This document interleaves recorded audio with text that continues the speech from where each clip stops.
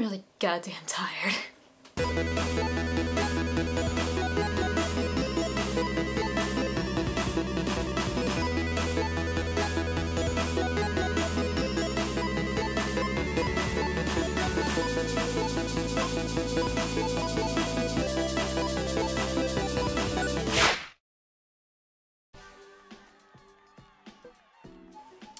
And what better to do on a boring and rainy day than make a video?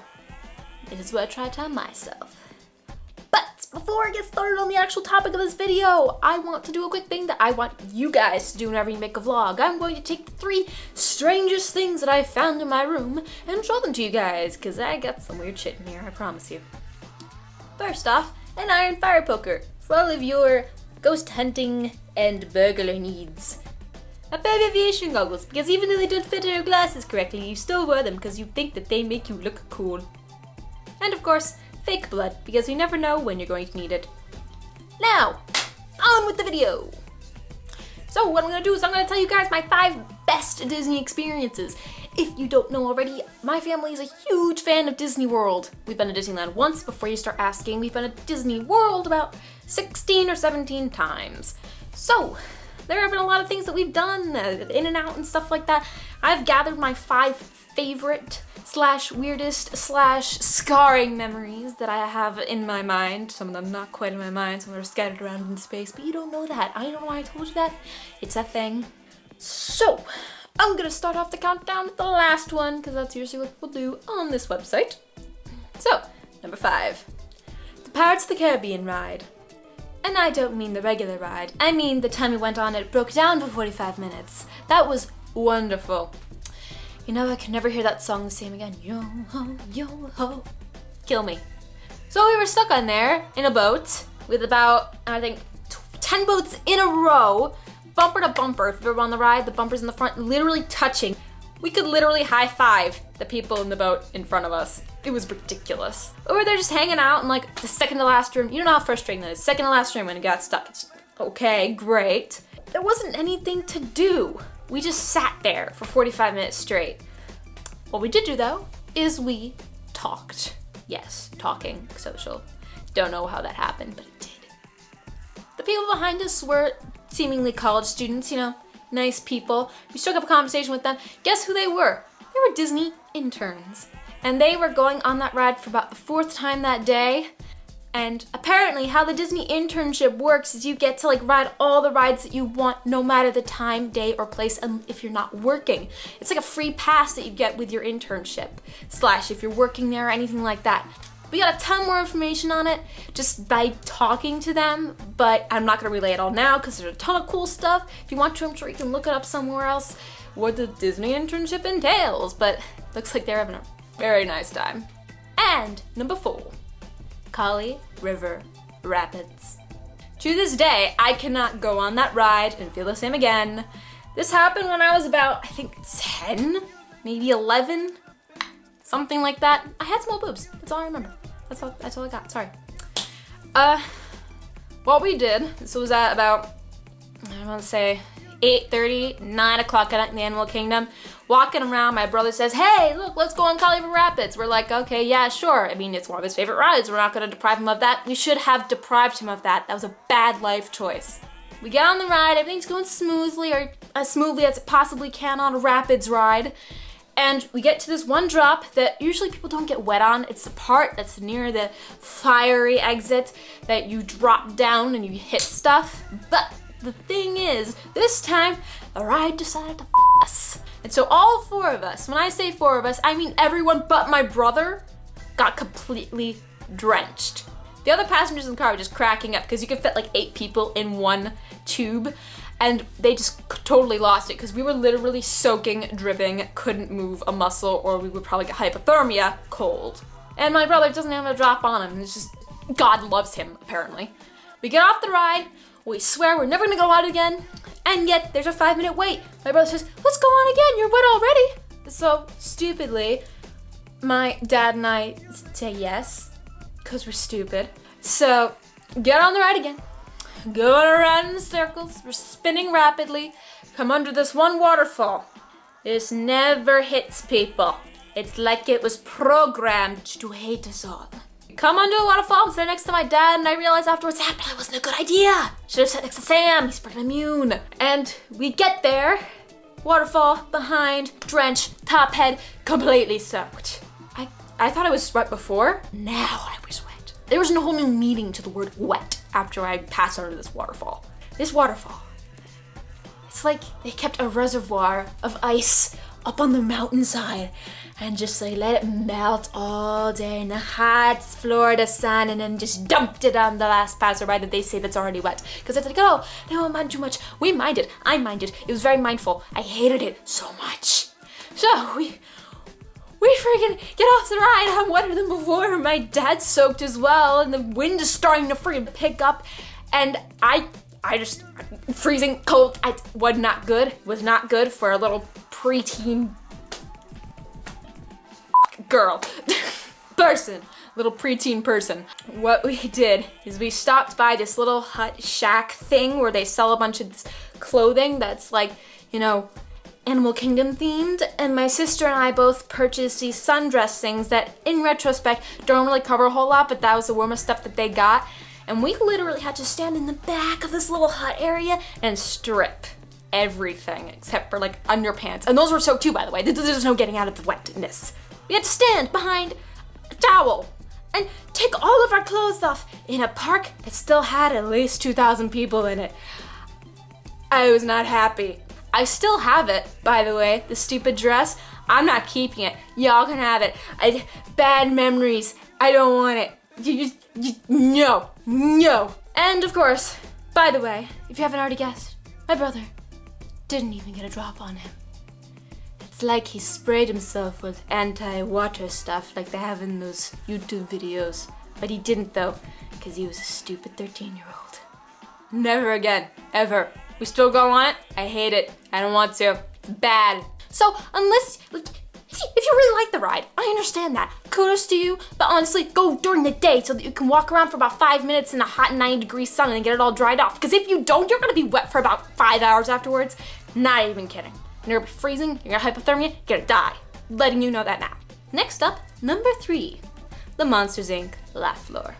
Now, this is not a ride, it's more of an attraction where you walk in, you sit down this audience area, and the characters from Monsters Inc. pop up on the screens and do a comedy show for you because, as you know, laughter is 10 times more powerful than scream. But the thing is that they have audience participation, which is of course the best thing for families like mine that get way too ridiculous that actually it's probably not a good idea in the first place, but they do it anyways. And my father one day got lucky and sat on the aisle seats, which is where they normally choose people from. I'm not gonna guarantee that that's where they do them from now because they seem to have noticed that people started noticing. And so they moved it around the auditorium now. They choose people from everywhere. So you could have like a cast member literally sitting on your lap when they're trying to get the microphone over to the person who's participating. Not a fun experience. I know from experience. So my father gets picked for this one act where there's this monster who does a magic show with like psychic ability and stuff like that. And it was very funny. Yes, he's got a bit of an accent, if you know what I mean. I'll put a cool clip up right now of him speaking. Well, I am still Buddy Boyle and I got the power to read minds. That's right, I am telepathic. Imagine that voice, but my father saying it instead. And like doing the accent. So of course, after about 30 seconds of this accent back and forth thing, the monster on the stage says, "Are you mocking my accent?" Just randomly out of the blue. It was very strange because we thought that they were pre-programmed. No, there's somebody behind there. There's gotta be somebody behind there speaking and stuff. Like, holy crap. And so, are you mocking my accent? My father says, "No, of course not." The entire auditorium is just lost at that point. They just couldn't breathe. And if you know this act well enough, you know there's one part where the monster says, "Okay, you choose a number between 1 and 10 and show it to the audience. I will close my eyes so that I can't hear you." Do you get it? I will close my eyes so that I can't hear you. Apparently this hasn't happened to them often, so he closes his eyes on screen, of course. And my father, of course, stands up and holds up the number 6. Like this, to the audience members. The monster is very confused. The monster says, did you do it yet? My father says, yes, of course, I did it. And everyone's just laughing. Monster asks the audience members, did he do it yet? And the audience is like, yeah, of course he did. What do you think he did? We know the number. What are you talking about? And so, then he guesses the number correctly. Unfortunately, it would have been very funny if he didn't, but he did. Because they need to get the applause sound effect in there to raise the bar. But I think they would have gotten enough juice from laughing just from that one act for about 4 shows. Because I swear to God, there were people like crying in the background because they were laughing so hard. It was the funniest thing. You had to be there, I think, but oh my God. And number 2, the sweatshirt. When I don't remember, probably 12, 13, we went again. We didn't know we were going this year. All we knew was that we were going to visit an unknown relative named Aunt Faye. Now, if you remember correctly, during that year from when I was 12 or 13, there was a hurricane in Florida named what? Aunt Faye. So when they said we were gonna visit Aunt Faye, they meant quite literally, we're going to visit the hurricane when we're going to Disney World. Then we still packed our bags, still did everything. We packed extra sweatshirts, hence the sweatshirt. And we arrived. It was a very nice few days. Ponchos all around, had to wear these stupid things all the time. Umbrellas, didn't really do a whole bunch because the rain was literally coming sideways. Ridiculous. You couldn't wear anything that you actually liked that could be ruined because it would be ruined in about 0.5 seconds. Downpours all day and night. We literally couldn't see the weather because the weather's just a huge blob of a hurricane passing over Florida. Good timing, Mom and Dad. Love it.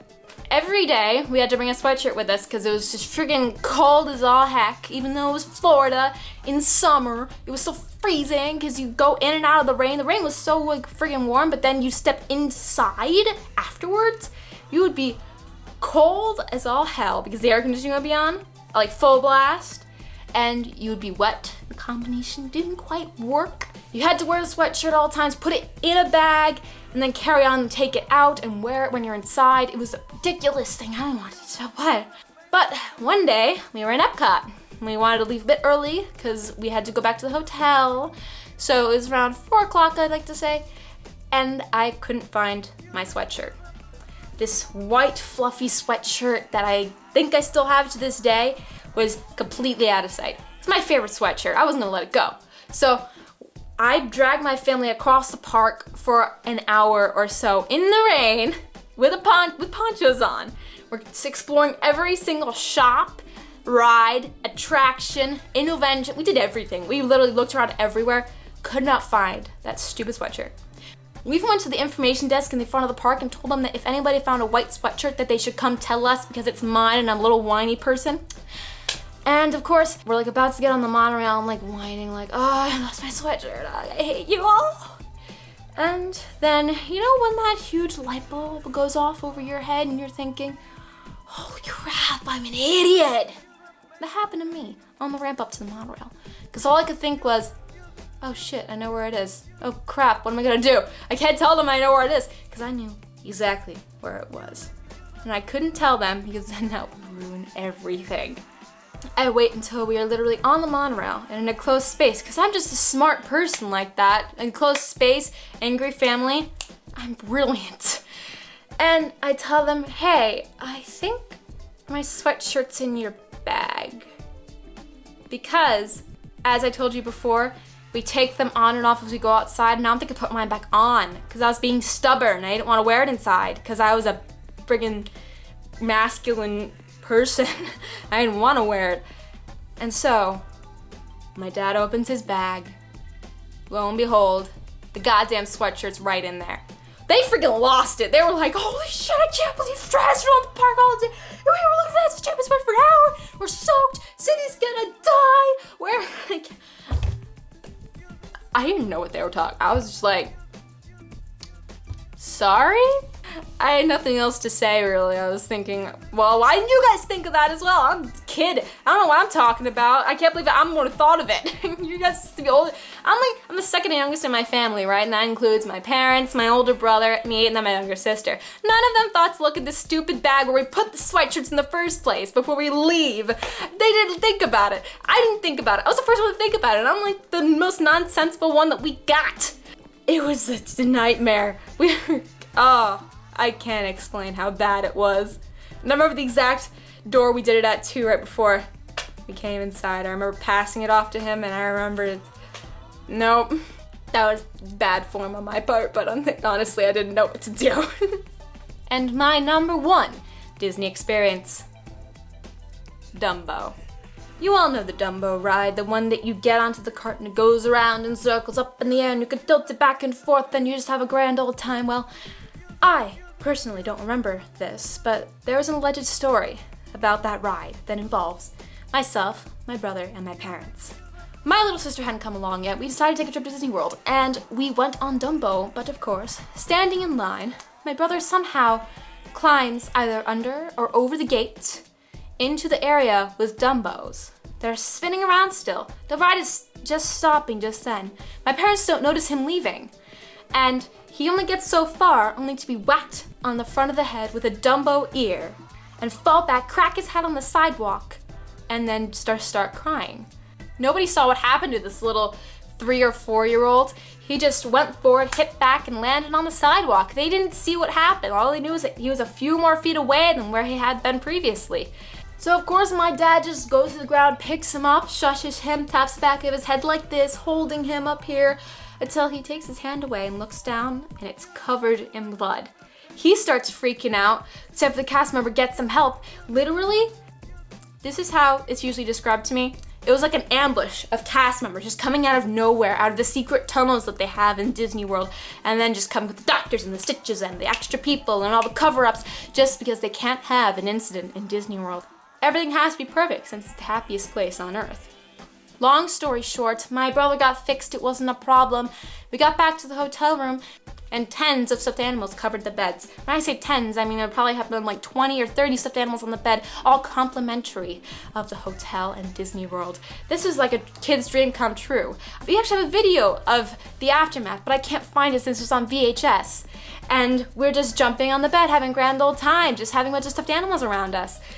We got like comped a ton. We went to dinner for free most of the time. We almost got a free dinner plan. It was ridiculous. I think they comped another 2 nights as well. It was at the same time one of the worst and best experiences for us because we got so much stuff for free, but my brother had to crack his head open first. To this day, he will not go on that ride. No matter how much we try to convince him to go on it, he will not go near it. And I don't blame him. I wouldn't want to go near it either. And that's the end of the countdown for today. I hope you guys enjoyed it. And if you did, leave your comments below. I want to know your best Disney World experiences or Disneyland. Please let me know. It's good stuff. I enjoy it, and I hope everybody else does too. And I will see you soon. Bye. Oh, but before I forget, I'm about to go film something very, very secret. It's very important, so shh.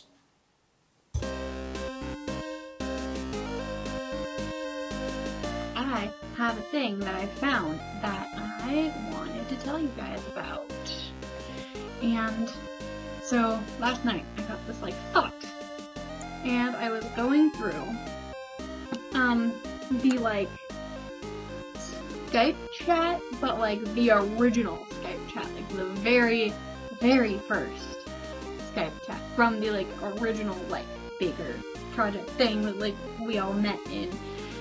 Going through that, and I had to scroll through a lot of stuff and like a lot of conversations, and it made me like remember a lot of the stuff that like how we acted when we like barely knew each other.